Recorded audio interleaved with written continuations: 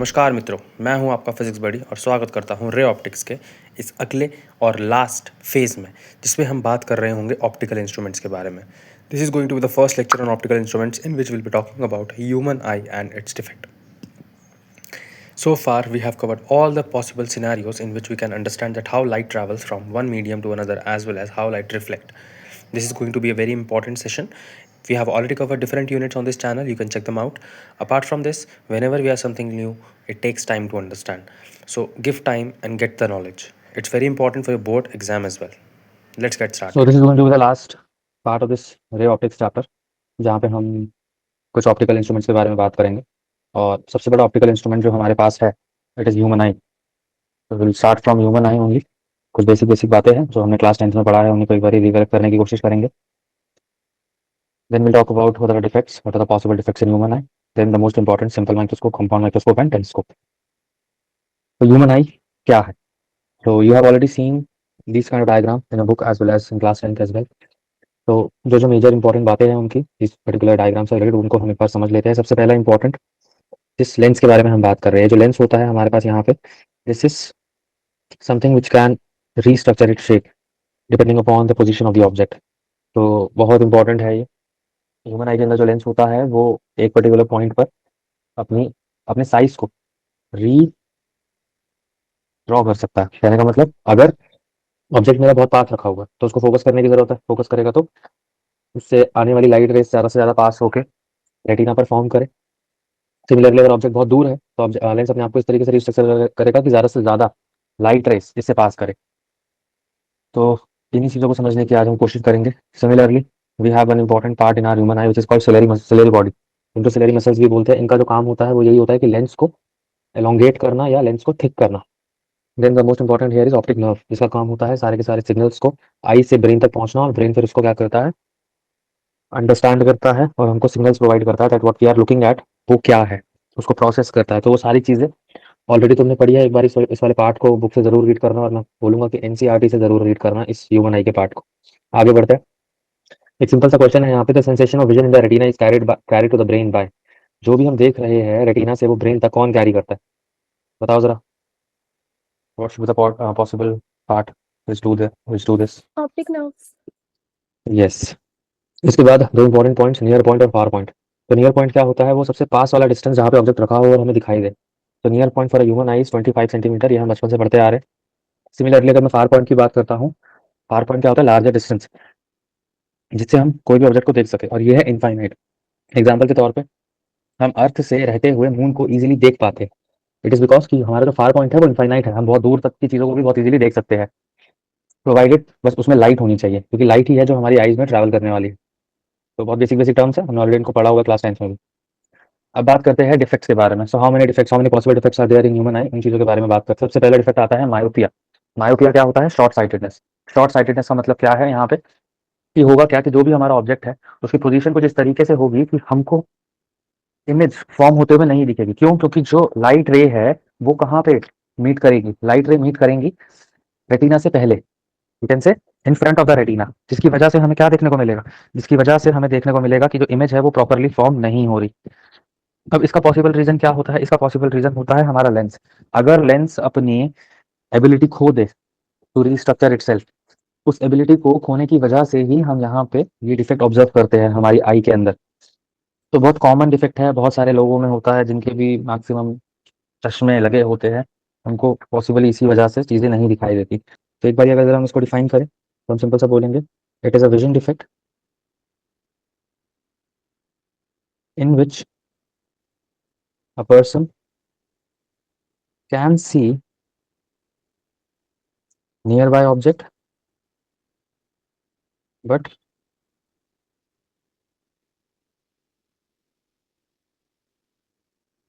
cannot see the distinct object clearly।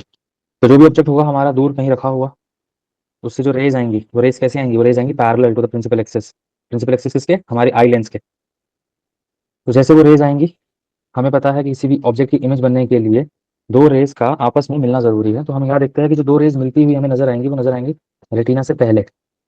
अगर यहाँ पे हमारा रेटिना है तो इमेज फॉर्मेशन कहाँ होगी? यहाँ पे। इमेज फॉर्मेशन अगर यहाँ पर होगी, रेटिना पर नहीं होगी, तो हमें जो विजन है वो क्लियरली नहीं दिखेगा। इसी चीज़ को मायोपिया बोलते हैं, शॉर्ट साइटेडनेस बोलते हैं। अब यहाँ पे होता क्या है, इसका पॉसिबल कॉज क्या है इसके होने का? इसका पॉसिबल कॉज है हमारा लेंस। अगर लेंस में परमानेंट डिफॉर्मेशन आ जाए, यानी कि हमारा लेंस जो है, जो हमारी आई बॉल है, वो एलोंगेट हो जाए एक्सिस के अलोंग, ताकि जो लेंस और रेटिना के बीच का डिस्टेंस है वो बढ़ जाए। कहने का मतलब,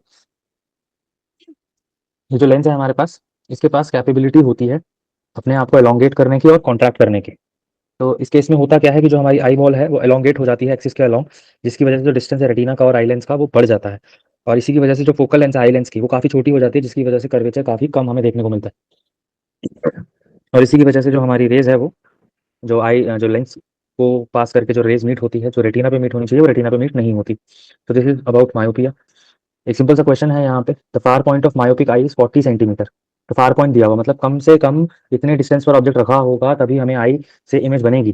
तो इस डिफेक्ट को रिमूव करने के लिए लेंस की पावर कितनी होनी चाहिए जिसको हम यूज करें? तो अब सिंपल सा समझो, पावर बराबर होता है 1/f के। और यहाँ पे सबसे इंपॉर्टेंट बात है कि जो फोकल लेंथ है वो मीटर में होनी चाहिए।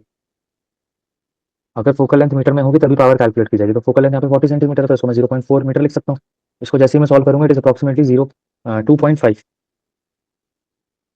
1 divided by 0.4 is approximately 2.5 dioptre. तो ये मायोपिक आई के लिए हम निकाल रहे हैं, तो मायोपिक आई के लिए जो पावर होती है वो नेगेटिव में होती है। तो it is going to be negative 2.5 dioptre. तो the answer is going to be C, that is negative 2.5 dioptre. तो ये याद रखना है, बहुत सिंपल सा प्रोसेस है, बहुत सिंपल सा तरीका है निकालने का। अब मायोपिक आई को हम करेक्ट कैसे कर सकते हैं? मायोपिक आई को करेक्ट करने के लिए हम एक लेंस यूज करेंगे, जो कि क्या होगा, कॉन्केव लेंस होगा। ये कॉन्केव लेंस क्या करेगा, ये रेस को डाइवर्ट करेगा फोकस से, जिसकी वजह से जो लेंस है उससे जब फाइनली रे पास करेगी तो ऑटोमेटिकली रेटिना पर मीट करते हुए हमें नजर आएगी। तो ज़्यादा डिटेल में हम इसके बारे में बात नहीं करेंगे, ऑलरेडी हमने इस चीज़ को क्लास 10th में पढ़ा हुआ है। बस एक बारी इसको थोड़ा सा डिफाइन कर देते हैं। तो सिंपल सा we can say, a myopic eye is corrected by using a concave lens of focal length equals to the distance of the far point f from the eye। तो फोकल लेंथ का relation याद रखना है, 1/f के बराबर होता है power इस केस के अंदर। और किस चीज़ से करेक्ट करते हैं इस डिफेक्ट को, वो डिफेक्ट लेंस याद रखना है, विच इज कॉन्केव लेंस। तो बेसिकली जितने भी डिफेक्ट्स हम आई के अंदर ऑब्जर्व करते हैं, these defects are due to the eye lens. वो आई लेंस अपनी प्रॉपर एबिलिटी खो देता है कॉन्ट्रैक्ट एलोंगेट करने की, जिस वजह से ये डिफेक्ट्स हमें देखने को मिलते हैं। दूसरी चीज, पावर के लिए हमेशा याद रखना है, पावर बराबर होता है नेगेटिव ऑफ 1/f के। ये नेगेटिव ऑफ 1/f कहाँ से आता है? Negative of 1/f lens makers formula से ही आता है। अगर मैं तुम्हें इसको जरा ध्यान से समझाऊं, तो सपोज मेरे पास एक ऑब्जेक्ट है, वो इन्फिनिटी पे रखा हुआ है, तो उसके लिए ऑब्जेक्ट डिस्टेंस में माइनस इन्फिनिटी लूंगा। वहीं पे इमेज जो है वो मैं अज्यूम करके चलता हूँ कि किसी एक्स डिस्टेंस पे बन रही है, और इमेज भी यहाँ पे कहाँ बनेगी? Same side. फोकल लेंथ कितनी होगी इस केस में, वो हम निकालने की कोशिश करेंगे। तो 1/f बराबर होता है 1/v minus 1/u using lens formula. तो ये चीज़ बराबर आ जाएगी 1/नेगेटिव of X minus negative of infinity. जैसे ही मैं इसको सॉल्व करूंगा, 1/f बराबर आएगा 1/नेगेटिव ऑफ एक्स। इसी वजह से जो पावर है वो हमारी नेगेटिव 1/f या नेगेटिव 1/x हमें देखने को मिलता है। तो इस चीज़ को आप डायरेक्टली इसी तरीके से याद रख सकते हैं। पिछले क्वेश्चन में जो हमने नेगेटिव साइन देखा था, वो इसी की वजह से हमें देखने को मिलता है। क्लियर हुआ ये? Yes sir. इसके बाद हमें बात करनी है हाइपरमेट्रोपिया के बारे में, जिसको हम फार साइटेडनेस या लॉन्ग साइटेडनेस भी बोलते हैं। हाइपरमेट्रोपिया के अंदर क्या होता है? अगेन ये भी एक विजन डिफेक्ट है, जिसके अंदर जो भी इंसान होगा उसको दूर की चीजें क्लियरली दिखेंगी, लेकिन पास की चीजें क्लियरली नहीं दिखेंगी। तो इस चीज को हम डिफाइन करते हैं। Again, it is a vision defect in which a person can see the distinct object clearly, but cannot see the near by objects clearly. ऐसा नहीं है दिखेगा नहीं दिखेगा, लेकिन क्लियर नहीं दिखेगा। अब इसके पॉसिबल कॉजेज क्या होते हैं? What are the possible causes for an eye to be hypermetropic eye? इसके पॉसिबल कॉजेज ये होते हैं कि जो हमारी आई बॉल है वो बहुत छोटी हो जाए along the axis. The eye ball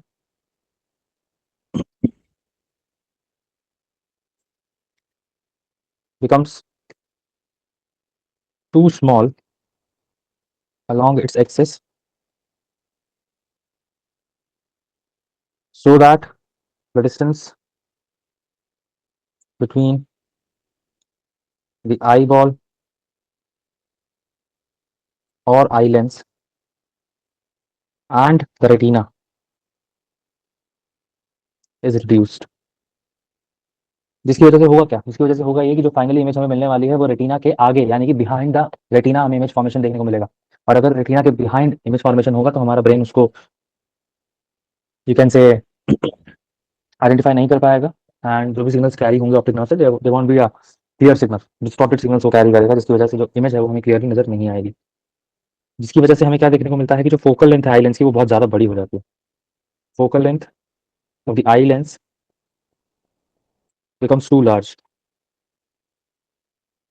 जिसकी वजह से ये डिफेक्ट हम पॉसिबली ऑब्जर्व करते हैं। तो बेसिक क्लियर होना चाहिए हाइपरमेट्रोपिया क्या होता है, मायोपिया क्या होता है, उसी के बेसिस पर हम इन चीज़ों को आंसर कर रहे होंगे। फिर आता है यहाँ पे रेमेडी, यानी कि how can we treat this defect hypermetropia. तो ऑब्वियसली बात है अगर इमेज मेरी बहुत दूर बन रही है, रेटिना से बिहाइंड द रेटिना बन रही है, तो मुझे जो लेंस यहाँ पे यूज करना पड़ेगा, it lens should be convex lens, the lens which sir need to use. Second cause क्या था? Focal length of the eye lens become too large, focal length बहुत ज्यादा बड़ी हो जाती है जिसकी वजह से हमें ये देखने को मिलता है।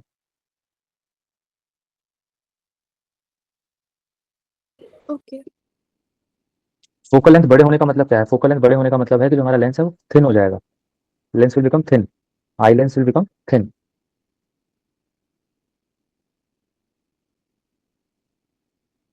जिसकी वजह से हमें ये पॉसिबली देखने को मिलता है।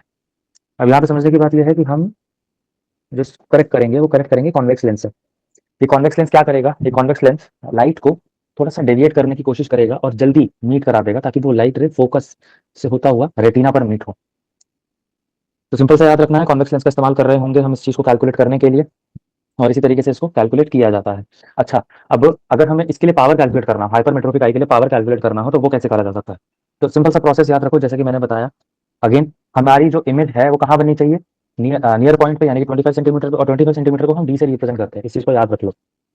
जो हमारा नियर पॉइंट होता है यानी कि 25 सेंटीमीटर, इसको हम डी से रिप्रेजेंट करते हैं और इसको बोलते हैं हम least distance of distinct vision. Least distance of distinct vision, इसका मतलब क्या है कि जो भी इमेज बनेगी वो तभी बनेगी जब ऑब्जेक्ट हमारा कम से कम 25 सेंटीमीटर पर हो। 25 से ज्यादा या कम होगा तो ऑब्वियसली इमेज बनेगी ही बनेगी, लेकिन मेजरली 25 सेंटीमीटर के लिए ही हम इस चीज को लिखते हैं। तो इस पर्टिकुलर पॉइंट को, 25 सेंटीमीटर वाले पॉइंट को हम बोलते हैं least distance of distinct vision. इस बात को समझना। तो मैं अज्यूम करूंगा कि मेरा object least distance of distinct vision पे रखा हुआ है, यानी कि -d पर रखा हुआ है साइन कन्वेंशन का इस्तेमाल करके, और जो इमेज बन रही है वो किसी एक्स वाई डिस्टेंस से बन रही है। तो अब मैं इसको मान लूंगा वाई। तो फोकल लेंथ कितनी होगी वो निकालने की कोशिश करते हैं, और जो भी फोकल लेंथ निकल कर आएगी उसका रेसिप्रोकल करेंगे तो पावर आ जाएगा हमारे पास।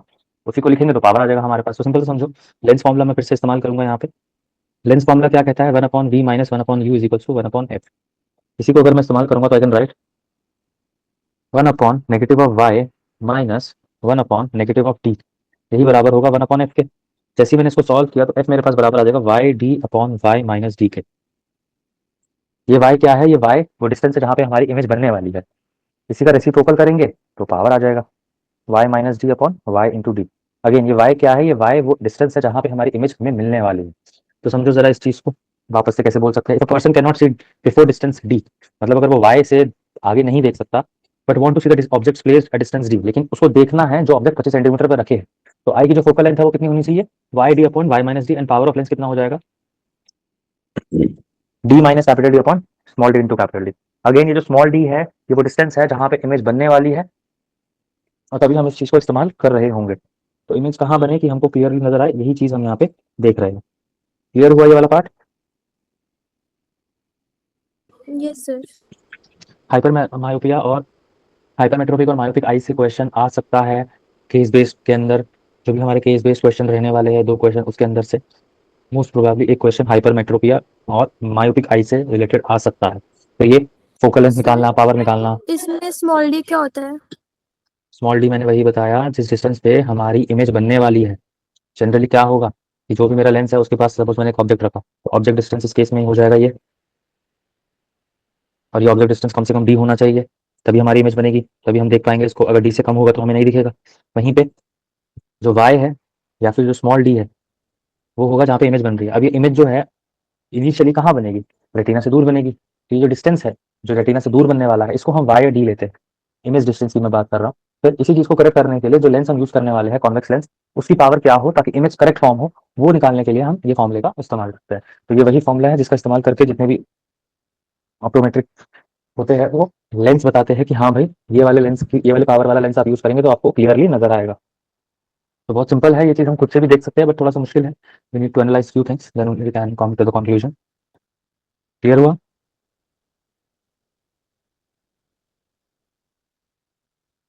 Is it clear? Yes sir. चलिए इसके बारे में सोच के बताइए। When the power of lens increases the defect in the vision is produced is. अगर लेंस की पावर बढ़ जाएगी तो कौन सा डिफेक्ट इसके लिए पॉसिबली हो रहा होगा? पावर ऑफ लेंस शॉर्ट का बढ़ने का मतलब साइटेडनेस। कैसे, एक्सप्लेन करो। यही तो होता था ना। पावर ऑफ लेंस बढ़ गई यहाँ पे हमारे पास, तो जो भी डिफेक्ट प्रोड्यूस होगा वो कौन सा होगा? पावर ऑफ लेंस से कैसे बता सकते हैं हम ये चीज? बताओ जरा सोच के। कहने का मतलब एक्सप्लेन कर, you should know the reason.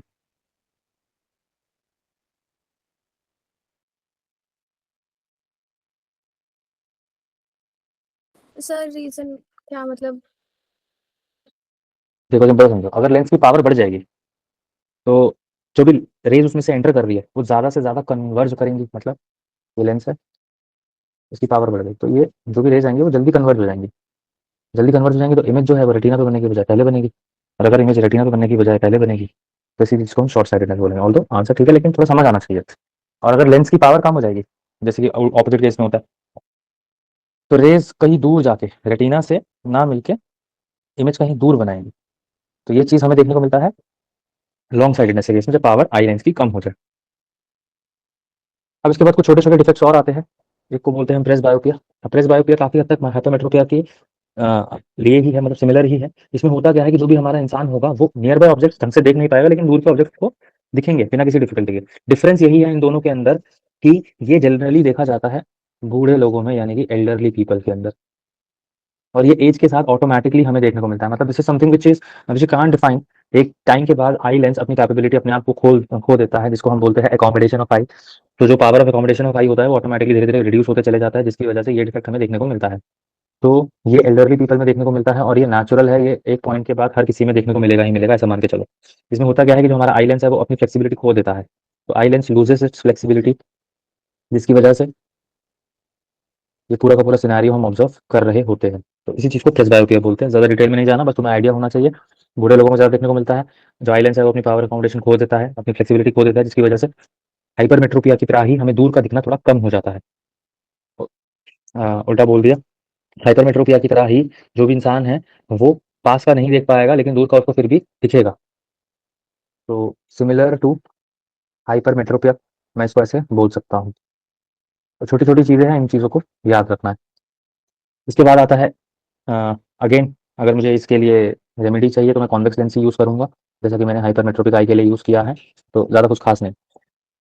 Simple सा सवाल है, इस सवाल का जवाब तुम आई गेस दे सकते हो। थोड़ा सा ट्राई करो और देने की कोशिश करो। एक प्रेस बाय पेशेंट है, इसका नियर पॉइंट 30 सेंटीमीटर दिया हुआ। नियर पॉइंट मतलब इसका जो डिस्टेंस, इसका जो इमेज डिस्टेंस होगा वो -30 सेंटीमीटर होगा।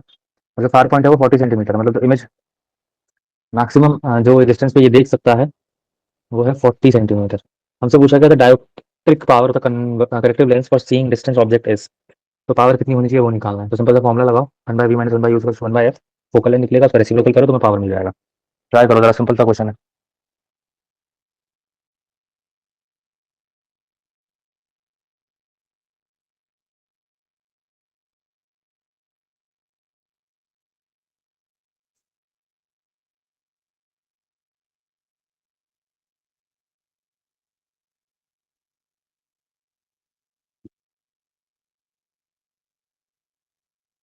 देखो जरा समझते हैं इस चीज को कैसे करना है। अगेन ये जितने भी क्वेश्चंस है ये सारे के सारे जीरो आने की पॉइंट टू पॉसिबिलिटी है। फाइव हम्म, नहीं नहीं नहीं, थोड़ा सा समझो, एक चीज थोड़ी सी मिस हो गई यहाँ पे। 0.25 नहीं होगा। अब समझने की कोशिश करते हैं कि एग्जैक्टली यहाँ पे है क्या। तो जो भी प्रेस बायो पेशेंट है हमारा, उसका नियर पॉइंट दिया हुआ 30 सेंटीमीटर, मतलब कम से कम ऑब्जेक्ट यहाँ रखा होगा तभी उसको विजिबल होगा, अदरवाइज नहीं विजिबल होगा। ठीक है। तो अब कम से कम यहाँ होना चाहिए और मैक्सिमम कहाँ हो सकता है, इन्फिनिटी पर भी हो सकता है। तो ऐसे केस में जब भी हम कुछ भी कैलकुलेट करने की कोशिश करेंगे तो हम इनफाइनाइट वाला केस लेके चलेंगे। तो यू यहाँ पे हम लेके चलेंगे it is equals to negative of infinite. वहीं पे जो इमेज डिस्टेंस होगा वो मैक्सिमम कितने पे देख सकता है, 40 सेंटीमीटर पे देख सकता है। तो इमेज डिस्टेंस जो होगा यहाँ पे इस केस में हमारा, हम नेगेटिव 40 सेंटीमीटर लेके चलेंगे। समझने वाली बात यह है कि जो नियर पॉइंट है 30 centimetre, it is relevant for near vision correction. कम आस पास जो पास वाला है उसके करेक्शन के लिए इस्तेमाल किया जाएगा। लेकिन अगर हम पावर कैलकुलेट करने की कोशिश करेंगे तो पावर के लिए हम फाइनाइट डिस्टेंस ही लेके चलेंगे, मतलब पावर के लिए हम एक्सट्रीम केस ही लेके चलेंगे। पावर कैलकुलेशन के लिए एक्सट्रीम केस लेके चला जाता है, ये बात याद रखनी है। तो for power calculation extreme case is used, ये बात याद रखनी है, बहुत इंपॉर्टेंट बात है। अब लेंस मेकर, अब जाके हम लेंस फॉर्मुला अप्लाई करते हैं। तो लेंस फॉर्मुला होता है 1/f equals to 1/v minus 1/u। We have to find 1/f, 1/v is going to be negative 1/40 और ये हो जाएगा 0। सो फोकल लेंथ आ गया हमारा नेगेटिव 40 सेंटीमीटर। इसको मीटर में चेंज करेंगे तो नेगेटिव 0.4 मीटर, यानी कि पावर जो होता है वो 1/f होता है, यानी कि नेगेटिव ऑफ 1/0.4। तो पावर अभी कितना आ जाएगा, नेगेटिव 2.5 डायोप्टर। तो ऐसे सवाल तो एमसीक्यू में भी देख सकते हो कि आ जाए, क्योंकि ऐसा कुछ बहुत ज़्यादा नहीं करना होता, बस हाँ तुम्हें कैलकुलेशन के अलावा कंसेप्ट पता होना चाहिए। कंसेप्ट पता होगा तो इजीली कर दोगे, कैलकुलेशन में ऐसे कोई भी दिक्कत नहीं आएगी। क्लियर हुआ ये? Yes sir. केस याद रखना है, हम तब भी इसको कंसिडर करेंगे जब भी हम इसको सॉल्व करेंगे लेंस की पावर निकालने के लिए। तो हम जो भी एक्सट्रीम केस होगा उसी को यूज़ करेंगे, यानी कि ऑब्जेक्ट एक्सट्रीम कहाँ रखा हो सकता है, इनफाइनाइट पे। तो ये सिंपल सी चीज़ याद रखनी है। एक और सवाल है यहाँ पे, इसको भी जरा ट्राई करने की कोशिश करो। हमें क्वेश्चन का नियर पॉइंट दिया हुआ है 50 सेंटीमीटर और पावर पॉइंट दिया हुआ 3 मीटर्स। तो हमसे पूछा गया पावर ऑफ लेंस कितना होगा जब उसको रीड करना हो या फिर स्टार्स देखने हैं। तो दोनों केसेस में आंसर अलग अलग आएगा, क्योंकि दोनों केसेस में ऑब्जेक्ट डिस्टेंस और इमेज डिस्टेंस हम अलग अलग लेंगे। थोड़ा सा सोचो इस बारे में कैसे कर सकते हैं।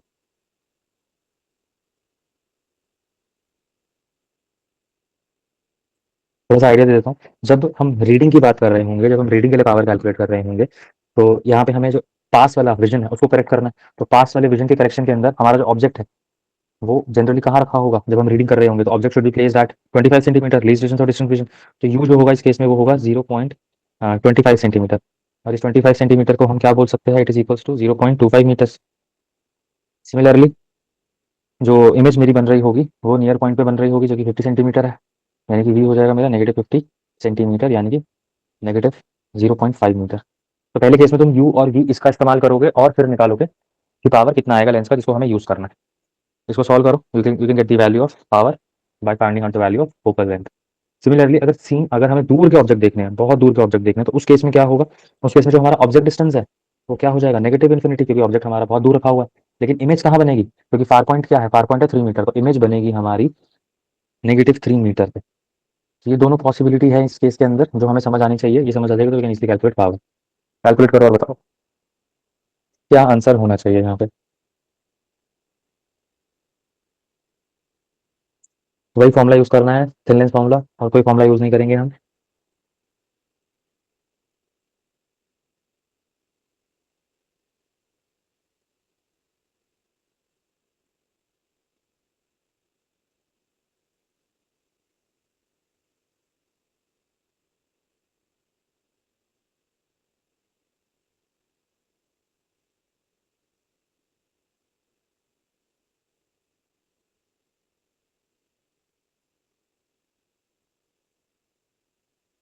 फोकल जब भी निकाल रहे हो उसको सेंटीमीटर में ही रखो। Sir D part. +2 और नहीं, थोड़ी सी गड़बड़ करते तुमने शायद कैलकुलेशन के अंदर। 2 डायोप्टर तो ठीक है, लेकिन सेकंड केस में क्या होगा वो देख लेते हैं। तो 1/f is equals to 1/v minus 1/u। v is going to be 3 और इनफाइनाइट हो जाएगा पहले केस में। तो f आ जाएगा मेरा 3 मीटर्स के बराबर, वो भी नेगेटिव में। अब पावर क्या हो जाएगा 1/f, यानी कि 1/3, यानी कि 0.33 डायोप्टर नेगेटिव का। तो पहले केस का आंसर 2 डायोप्टर ठीक है, लेकिन दूसरे केस का नेगेटिव 0.33 होगा। तो option B is going to be the correct one. तो कुछ इस तरीके से हमें इन क्वेश्चन को सॉल्व करना है, ज़्यादा मुश्किल नहीं है। बस हाँ तुम्हें सिचुएशन समझ आनी चाहिए। अगर नियर पॉइंट की बात कर रहा है कि ऑब्जेक्ट, एक पर्सन का नियर पॉइंट खिसक गया, 25 सेंटीमीटर से दूर चला गया, लेकिन इमेज हमारी आंख या रेटिना तभी देख पाएगा जब ऑब्जेक्ट की इमेज कहाँ बन रही हो, 25 सेंटीमीटर पे बन रही हो। तो समझने वाली बात यहाँ पे ये है कि जो भी हमारा ऑब्जेक्ट डिस्टेंस होगा वो 25 सेंटीमीटर पे ही होना चाहिए रीडिंग करने के लिए। लेकिन इस केस के अंदर उसका नियर पॉइंट क्या है, 50 सेंटीमीटर, मतलब इमेज कहाँ बननी चाहिए, 50 सेंटीमीटर पे बननी चाहिए। कहीं पे दूसरे केस में बोल रहा है कि जो फार पॉइंट है वो 3 मीटर खिसक गया। जनरली फार पॉइंट क्या होता है, इनफाइनाइट होता है। जनरली नियर पॉइंट क्या होता है, 25 सेंटीमीटर होता है। तो 25 सेंटीमीटर के नियर पॉइंट से खिसक के 50 सेंटीमीटर पहुंच गया, और दूसरे केस में इनफाइनाइट से खिसक के 3 मीटर पर आ गया। मतलब 3 मीटर के दूर का उसको दिखेगा ही नहीं। और अगर 3 मीटर के दूर का उसको दिखेगा ही नहीं, तो लेंस हमें इस तरीके से बनाना पड़ेगा कि ऑब्जेक्ट इनफाइनाइट पे होता हुआ उसको 3 मीटर पे इमेज बन जाए। और अगर 3 मीटर पे इमेज बनेगी तो हम पावर निकाल सकते हैं, वही लेंस हम यूज करेंगे। तो एक्चुअली में हमारी जो इमेज है वो इनफाइनाइट, ऑब्जेक्ट डिस्टेंस जो है वो इनफाइनाइट ही है, लेकिन इमेज कहाँ बन रही है, 25 सेंटीमीटर का। तो 25 सेंटीमीटर कह रहा हूँ रेटिना के ऊपर, वरना रेटिना के ऊपर नहीं बनेगी। तो ये कुछ छोटी छोटी बातें हैं इसके बारे में जो हमें याद रखनी है। एक और डिफेक्ट हमें यहाँ पे देखने को मिलता है जिसको हम बोलते हैं एस्टिग्मेटिज्म। एस्टिग्मेटिज्म क्या है, अभी थोड़ा सा अलग है, इसको थोड़ा सा डिफाइन करते हैं। पॉसिबली एग्जाम में पूछ लिया जाए एमसीक्यू की फॉर्म में ही, या फिर यू कैन से जो हमारा केस बेस्ड क्वेश्चन होता है उसी की फॉर्म में इन सवालों को पूछने की ज़्यादा पॉसिबिलिटी होती है। तो एक ऐसा डिफेक्ट है जिसके अंदर जो भी इंसान होगा, जो भी पर्सन होगा, वो ना वर्टिकल लाइन देख पाएगा ना हॉरिजॉन्टल व्यू देख पाएगा किसी भी ऑब्जेक्ट का क्लियरली। कहने का मतलब क्या है, अब इसको ध्यान से समझो। It is a defect of vision in which a person can not simultaneously see both the horizontal and vertical views of an object with the same clarity।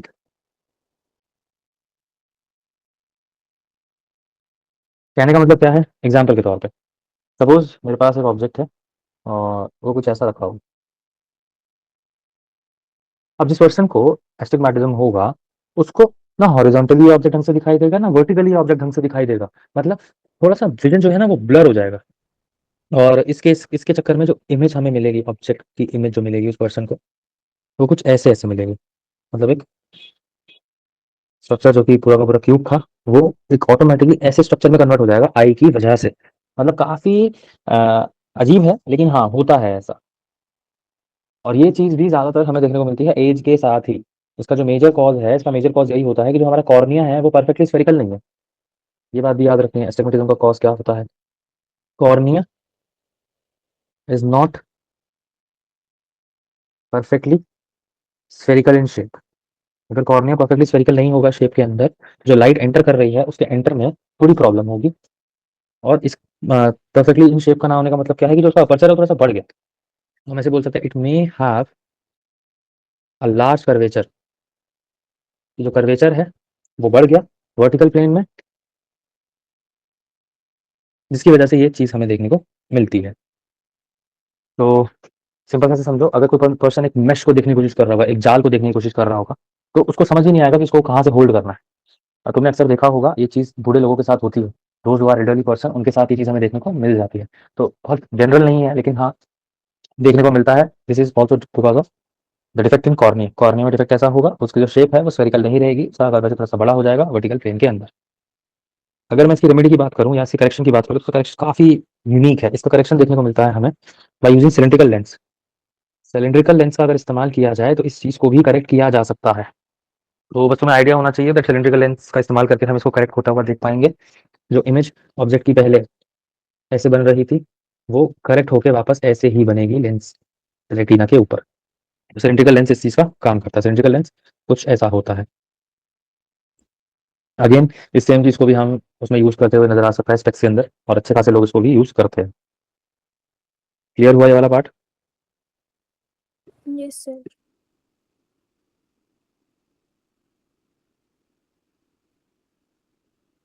देखो, अब यहाँ से एक्चुअल टॉपिक शुरू होता है, जिसको हम ऑप्टिकल इंस्ट्रूमेंट्स के नाम से पढ़ते हैं।